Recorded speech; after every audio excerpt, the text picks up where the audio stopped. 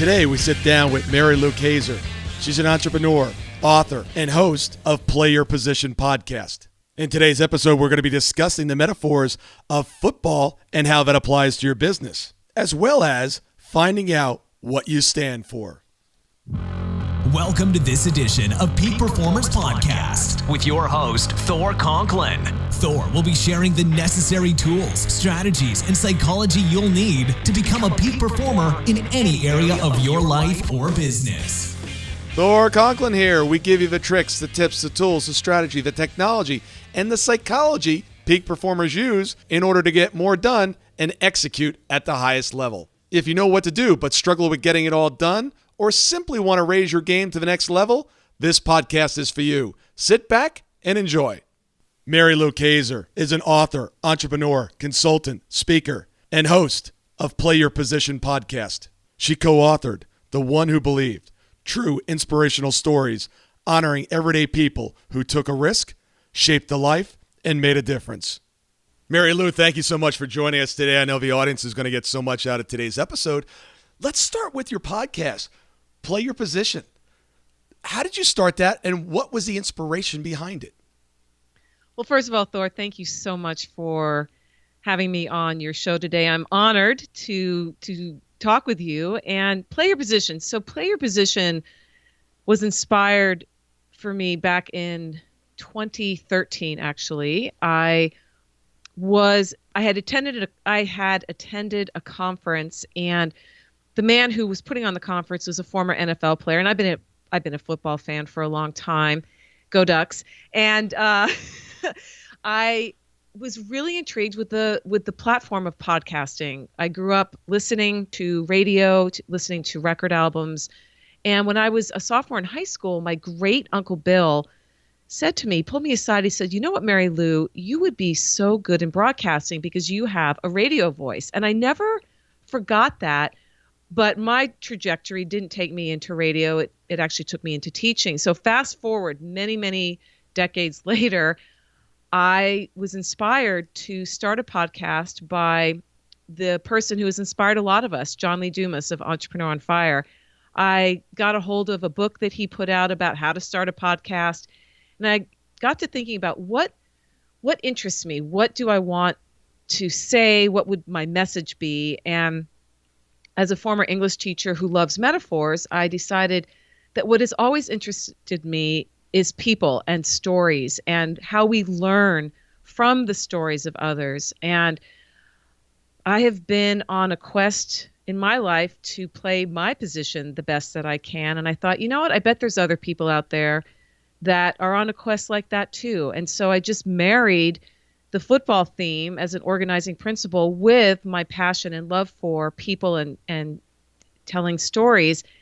And I started out, my first episode aired the beginning of February in 2014. And honestly, Thor, my mission at that point was to showcase the stories of people you wouldn't necessarily hear. There's a lot of shows, television and podcasts and such that feature the famous people, air quote around famous, right? That the big household names. And those are great. I have nothing against them. In fact, I have a dream of having some of them on my own show. But I wanted just everyday people who are out there in the world playing their position, showing up, making a difference, making the plays, and getting the insights from them. So that's my story of podcasting in a nutshell. Yeah, so much can be learned from those that are not that well known. And you can actually learn a ton of stuff, even from people that haven't been successful in what they've done. I think it was Jim Rohn said something years ago. He would love to go to a seminar that was created by all failures, people that just messed up horribly throughout their careers, because there's lessons to be learned there. And I think so often we get hung up on this, well, they've got to be famous and ultra successful in order for me to learn something. And I don't think that's the case. Yeah, I agree. It isn't. And what's so beautiful about using a football game as a metaphor is a football game is full of errors. It's full of mistakes. In technically 60 minutes, which we all know, if you're a football fan, a football game can go anywhere from 2 to 4 hours. But within that time span, we are witnessing the human condition. Now, I have had people say, well, Mary Lou, football is a man's sport and women aren't playing and the women are the cheerleaders on the side. And I say, you know what? It's not about gender. It's really about going past that and, again, looking at the grand human experience and what can we glean from watching a game that is a human invention that both men and women enjoy watching. How can we apply some of these big lessons to our own lives so that as we go out in the world and play our positions and show up to, again, bring value to the world, there's lessons to be learned there from, like you said, the failures, the fumbles, the sacks, the losses. I think we learn best, honestly, Thor, when we lose, not when we win. Yeah. On this podcast for 2017 on Wednesdays, I have Screw Up Wednesdays. It's 52 business lessons that I screwed up that you can learn from. A smart man will make a mistake and then learn from his mistakes. A genius will learn from somebody else's mistakes. So be a genius. Don't do what I did, please. Love it.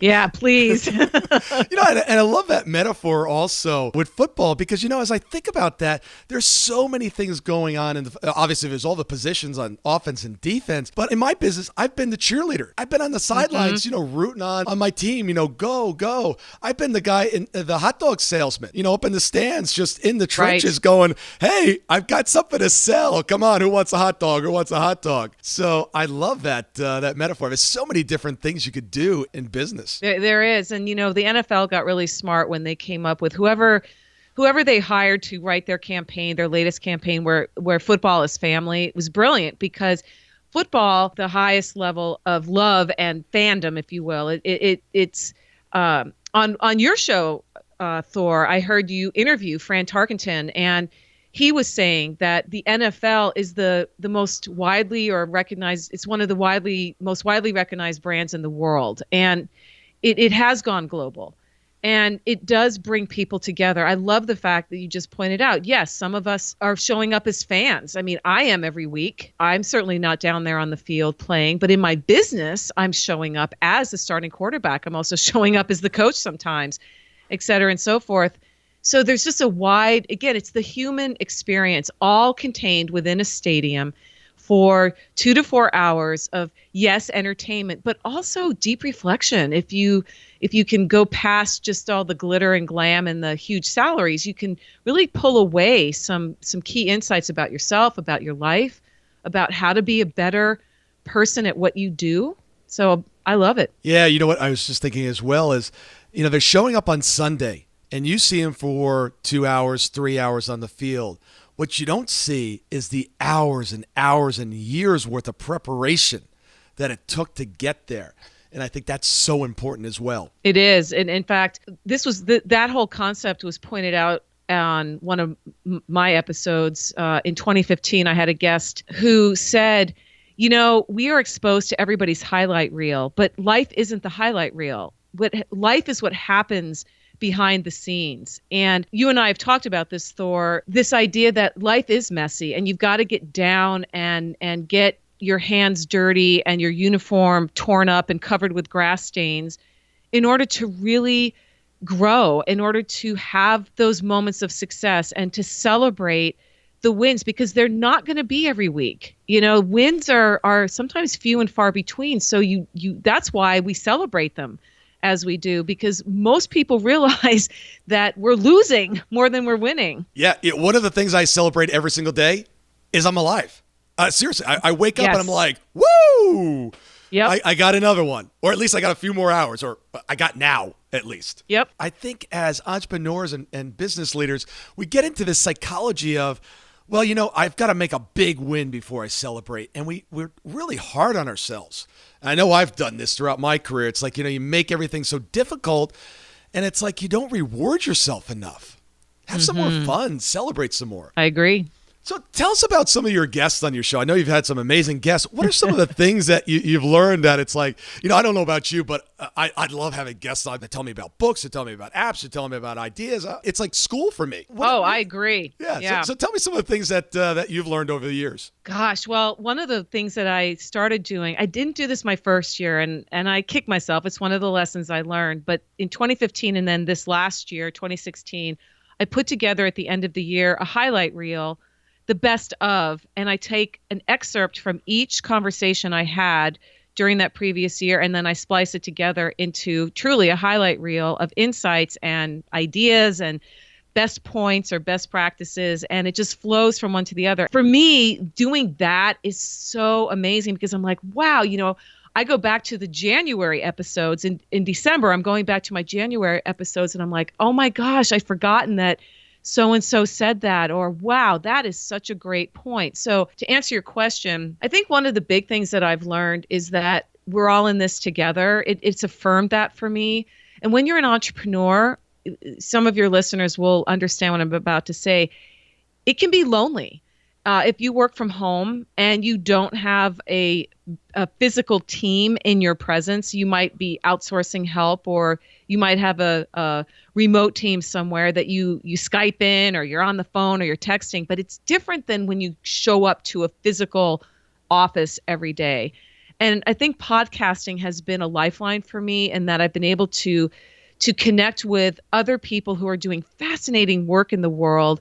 Every time I wrap up another episode, I feel buoyant. I feel like I'm floating because somebody has added some tremendous value to my life. And that may sound selfish, but it really isn't, because I'm taking what they're giving and then using that to give to others. So it's that chain response. I just shared the insight about the highlight reel. I really love that. I just stole that, by the way. Oh, feel free. Yeah. I am fascinated by technology. And that's one of the questions that I ask my guests each time, which is, what are some shifts? The world has changed very quickly in the last few years. What are some of the key shifts that you've noticed that have impacted your life? And the consistent theme is things around social media, that we're more connected today than ever, and yet we're more disconnected than ever.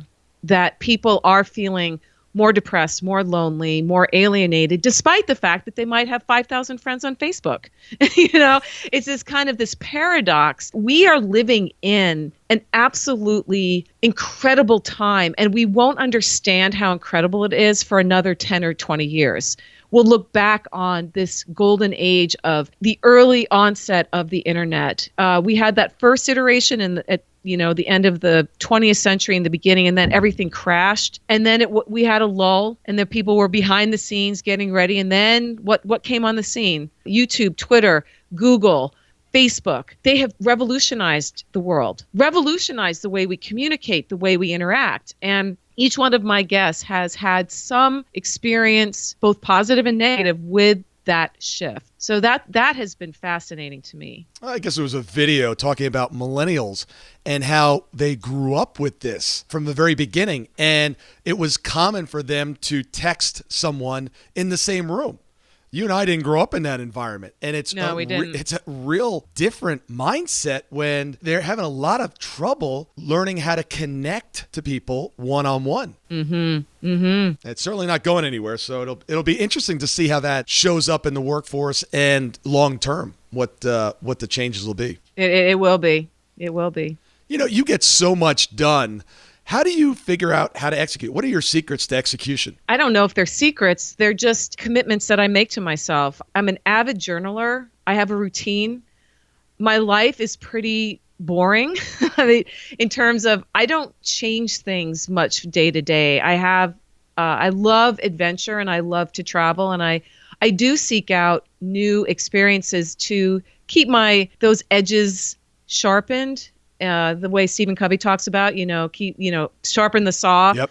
Right? That we need to get novelty into our lives. But I was just reflecting on how novelty can sometimes be a form of resistance. It can be a barrier to executing, that people sometimes say, well, I just need to learn one more new thing before I go do X, or I need to attend this seminar before I go do Y. And I think that's actually a bunch of bunk. I think that you just have to decide. To use your language, Thor, with your ultimate success blueprint. I make decisions and then I follow through on them. I use a calendar, not as well as many people, but I do commit to paper what my agenda is. I keep appointments. I spend time each day with myself thinking about what matters. One of my strategies that I just implemented this year is I call it a useful jar. So I have a physical jar on a table in my home office.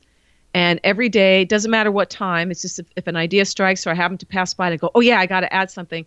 I write down, I date the slip of paper, and I write down, what value did I just add to the world today? How was I useful? There are people who have happiness jars, and there are people who have gratitude jars, and those are wonderful. But I decided to flip things this year and really focus on how am I adding value to the world and making a note. And I fold up the paper, I throw it in there, and then once it gets full, I'll probably take a half an hour and just paw through it and pull out a couple and read them and reaffirm for myself that, yeah, it could be as simple as I drove my son to school today. I helped him out with his homework. Or it could be as big as I just featured somebody on my podcast and am blasting it out to the world and really getting their name out there. Takeaways that I wrote down on that are, daily habits. Little things that you're doing every single day. You keep it simple. You don't overcomplicate it. You commit and you keep your commitments. And you think. You take time to think. We're human beings, not human doers. And sometimes, right, we get caught up in this, I gotta go. A little bit of preparation and a little bit of thinking goes a long way. So that's excellent. Great advice there. Cool. We all get caught up in this. I'll do that. Saying no is so important on making sure that we get the real important things done. How do you decide what to say no to? I think for me, it comes down to values. One of my guests last year on my show is a woman named Ali Mashadi, and she helped a Navy SEAL named Mark Devine write and publish his first book, which is called The Way of the SEAL. And it's a great book. I recommend it especially for peak performers. Mark Devine is the epitome of a peak performer. He's a stud. And yeah, so in this book, Way of the SEAL, he has a lot of really valuable and simple exercises. And one of them has to do with, what do you stand for? And I just love the way that question is framed. What do you stand for? So when things come into my world, I use that question as a lens to say, does this align with what I stand for? Is this something that reflects my value system? And my values are very clear. I value being a mom to my kids. That's number one, family and having time. And I made a commitment. My marriage ended in 2008, and I've been a single mom. Being a single mom is, for listeners who are single moms or single parents, have been down that journey or know people who have, it isn't easy, but you know what? Nobody's journey is easy. I'm not saying, there are people who are married who are miserable, but they stay married because their value system says we must stay married even though we're miserable. I just decided, my own happiness is going to be a much better teacher to my children than pretending like everything is okay when it's not. And so family comes first. And you know what? Another one is, Thor, self-care. I make a point of doing something nice for myself each day. Again, small things. I'm not talking about luxurious spa treatments, or those are wonderful. And don't get me wrong. I will do that, at the drop of a hat if the opportunity came along. I'm talking about just simple things like looking at myself in the mirror and saying, you look great today. Instead of staying in my yoga pants, getting dressed, even though I'm not going to see anybody. I take a shower, I put on my casual home office work clothes, I put my face on, and I show up for myself, And so if an opportunity comes across my path, I have to ask myself, does this align with me showing up for myself? Because if I can't show up for myself, I can't show up for anybody. Absolutely. And that's a huge piece of the puzzle for me. I love that. The women listening, they're the ones that struggle with this more than the men. The men, we are let's call them a little bit more selfish, and they're like, I'll take care of myself. Yeah, I got that. But so often it's in your DNA to be the supporter, to be the person that is taking care of others. That's just part of women. It's so difficult. I love the fact that you're stepping back and taking care of yourself, because just like in an airplane, if the oxygen goes out, what do they say? Grab the oxygen mask, put it on your kids? No, you got to put it on yourself first. You got to make sure that you're good and able to take care of everybody around you. For the last 16 years, I've been driven by the question of why some people achieve amazing results and others don't. The answer? 90% of their success came from their psychology. So if 90% of their success comes down to their psychology, what was the one thing that enabled them to produce the results that others were not? Their ability to execute, their ability to get things done. Now, we all know how to get things done, but some of us do it better than others. And some of us are not even coming close to tapping our potential. So if you're truly committed to tapping your potential and really becoming a peak performer and getting the results that you need, want, and desire, take your phone and text the word BESUMMIT.